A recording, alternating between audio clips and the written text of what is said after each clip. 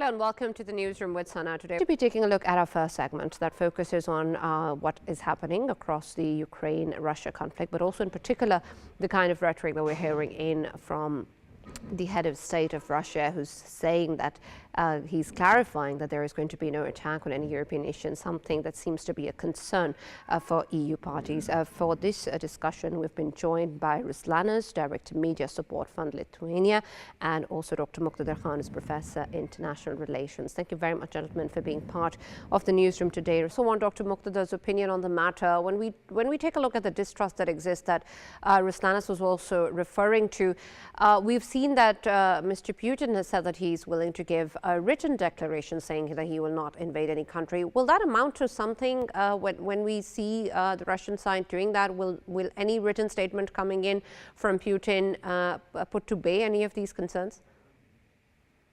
I think there is a red herring, Sana. The issue really is not security guarantees to other European countries.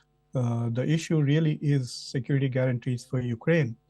And in that very same speech, what is actually more remarkable is that Putin has said that unless his demands are met, he is unwilling to end his military campaign in Ukraine. So basically, he has said that, look,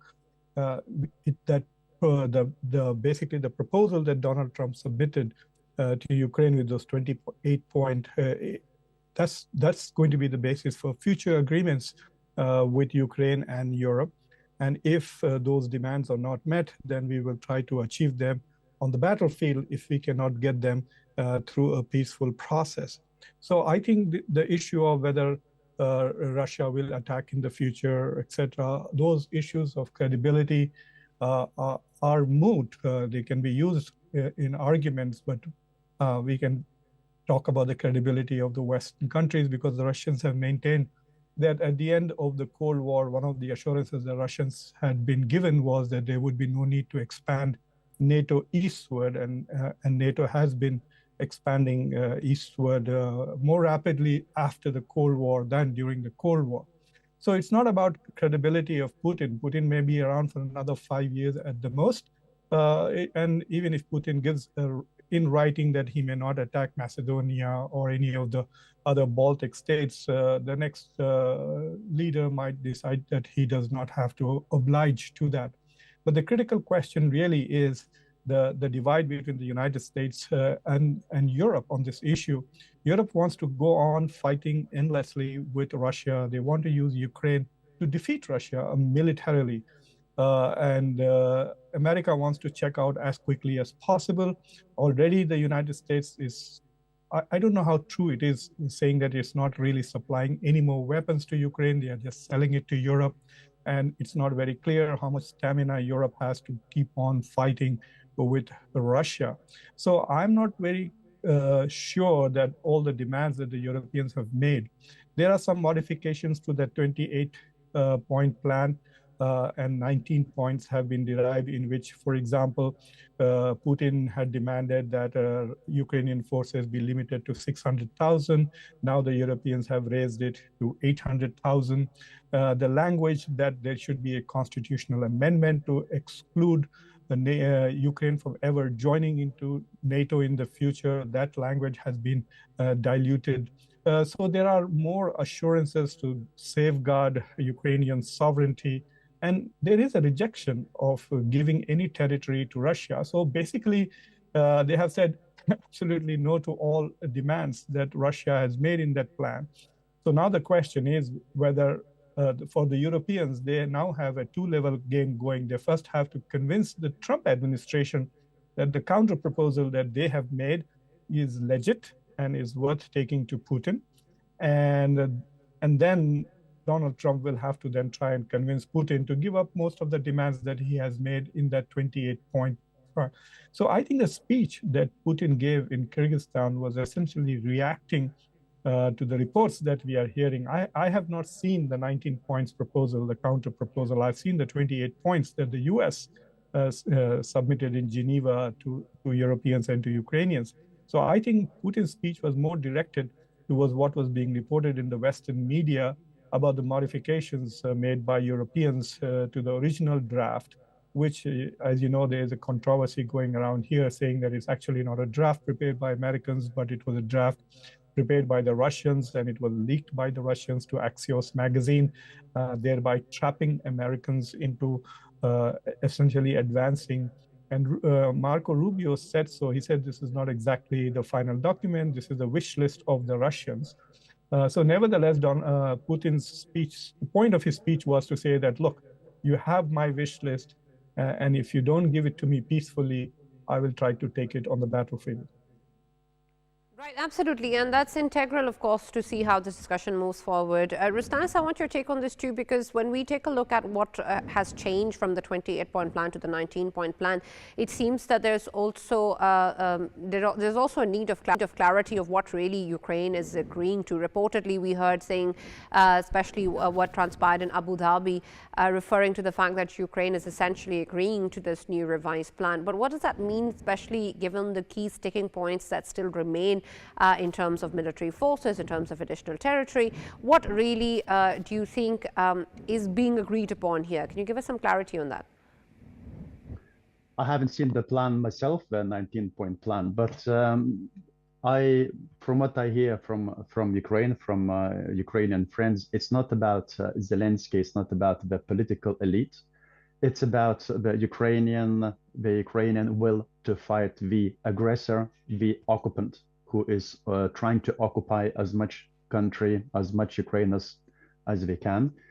And no matter, you have to also understand how Ukrainian society works, how, there are quite a lot of independent actors and also quite a lot of independent minds also in the amongst the military.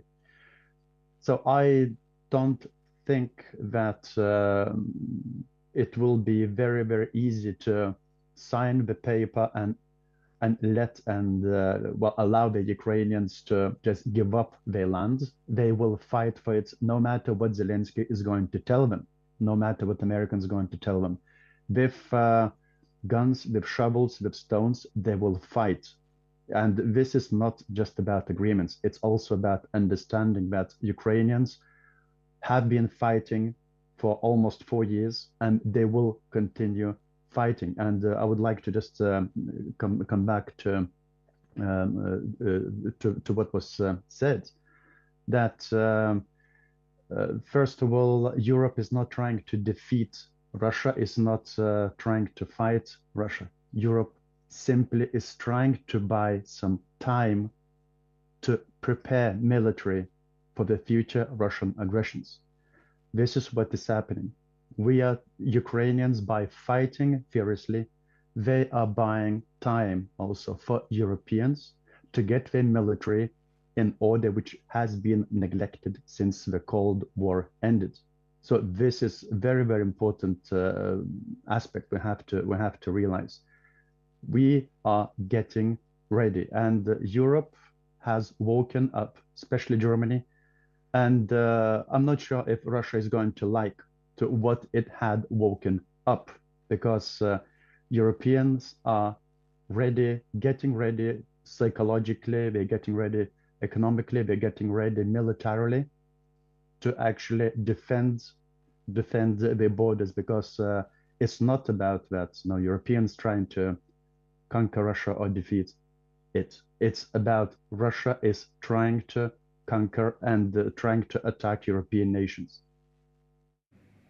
Right. Dr. Muqtedar, I'd like your take on this too, because I want to understand the sentiment that the European nations currently have. I understand all of what Rustanis was referring to in terms of the concerns the EU has in terms of what their stance is in the support of Ukraine and, of course, with reference to Russia. But we've also seen that there was some positive rhetoric with reference to the 28-point plan earlier that was given, saying that at least they welcome the step forward. They were saying it's going to a positive direction. They were still talking about it in terms that reflected a positive attitude toward the Trump administration's efforts, despite the fact that many criticized it being a plan that was drafted by Russia or inclined towards Russia. So I want to understand then what the EU stance is.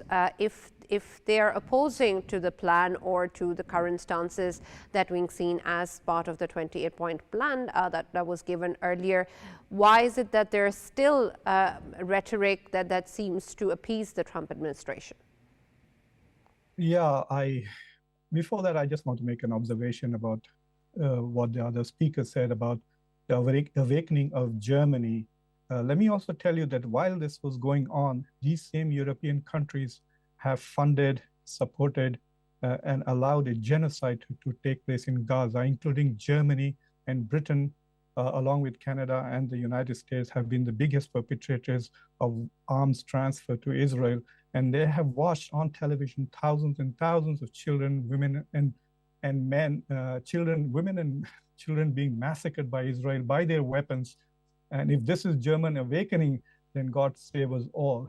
So, but coming back to the Ukrainian issue, I think what the Europeans are trying to do, they fundamentally disagree with the shift in strategy from Joe Biden to, if you remember Joe Biden's slogan that we will fight with Russia for as long as it takes, with whatever it takes. So they were going to support Ukraine. As long as Ukrainians are willing to fight and die, both Europeans and Americans were willing to provide the weapons and the means. They're not providing any troops on the ground. Then all this awakening talk is rubbish. It is only if Russia were to invade any other country, they are willing to fight, especially if they are a non-NATO country, because basically they want the US to do all the heavy lifting, both financially as well as militarily. So I think most of the talk that you are hearing is trying to manage Donald Trump and trying to make sure that he does not pressure Ukraine into making concessions to Russia. That is the whole game plan. They want to procrastinate this. And there is a fundamental racism in Western societies. So as long as images of Ukrainians suffering are broadcast on Western media, of white Christians being killed, European nations are going to be under tremendous pressure to do something about it, and so will Donald Trump. And so they want this thing to continue, hoping that Donald Trump, under pressure from the devastation that Russia is causing, will essentially go back to the position that Biden had. But I think Donald Trump is determined to get out of this. He's concerned about his own personal glory. He wants a Nobel Prize, and he fully understands that he won't be able to win a Nobel Prize if this war continues. But his own support base, the MAGA crowd, they are just absolutely frustrated that America is not protecting its own borders. And basically, we have spent close to $175 billion on Ukraine and another $40–50 billion here on Israel. So the MAGA crowd is actually suffering. There's inflation in the US, there's higher unemployment. Most of the middle class in the US cannot afford the lives that they would like to have. So there is a lot of pressure on Donald Trump to simply end his foreign policy adventures, come home and fix things at home. So he wants to get done with this conflict. And now there is genuine pressure on Russia, especially with India stopping buying of Russian oil. That's a loss of over $60 billion worth of oil every year. So apparently 1/3 of Russian exports in oil have declined, and even some Chinese refineries have reduced their orders from Russian oil. So the Europeans are calculating that maybe Russian economy may last maybe 1 more year, or at the most 2 more years at this rate before it completely collapses. And so they want to hang in there. I also want to suggest that not all Ukrainians are willing to fight with sticks and shovels with Russia. There have been very clear draft dodging. There are people who have just migrated. Go to Turkey and walk into any bar, any restaurant in Turkey, and you will see young Ukrainians working remotely from Turkey and other parts of the world. So the population that migrated out of Ukraine is over 20% of the population. Most of them are in Europe. Not only that, the whole issue of corruption in Ukraine, even during war, these guys are supposed to be fighting for their homeland, but they're stealing from it too. And we are not talking about ordinary Ukrainians. We are talking about people who are very close to Zelensky. And then there is this final tricky point about which Putin keeps raising again and again about the illegitimacy of Zelensky. The Ukrainian constitution does say that they cannot have an election during the war, but Putin wants to know if Zelensky signs on to any document, if that document is going to be valid, because his term as president of Ukraine is over. And he's also actually, one of the points that was demanded in those 28 points was that within 100 days of an agreement, there should be an election in Ukraine, because I think the Russians are betting that Zelensky will lose the election because of corruption and the way he has conducted the war. But recently, the brutality of enhanced Russian bombing and the pressure that Russia has been putting on Ukraine has led to resurgence of Zelensky's popularity in the past few weeks. But I do want to say that there is a fundamentally pro-Ukrainian bias in the Western media. So when you read the Russian media, it seems you're looking at a different planet, and the Russian bias is overwhelming. And so when you look at European and American, the bias is a bit more subtle, but definitely there is bias. So it is very difficult to gauge what the reality on the ground really is in Ukraine, and how willing the Ukrainians are to have an endless war in which they continue to suffer loss of life and loss of infrastructure and potential loss of support, definitely from the US.